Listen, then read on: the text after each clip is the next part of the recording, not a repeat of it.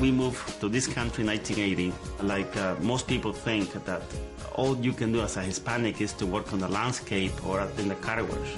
So everybody who was around me told me that. But I didn't believe. I find a job working as a delivery driver for a movie industry company.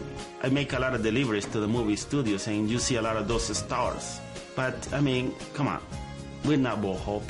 We have to find something else. I used to be a housekeeper, a living housekeeper. I was working about 6 days a week, from 6 in the morning until 10. There was no other option for me. I knew that I was not going to die doing that, though.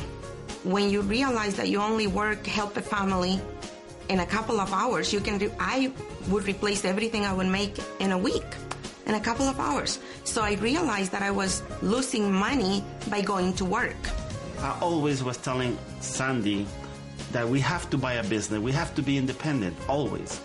But, of course, money is the issue. Most people have that good idea to be independent.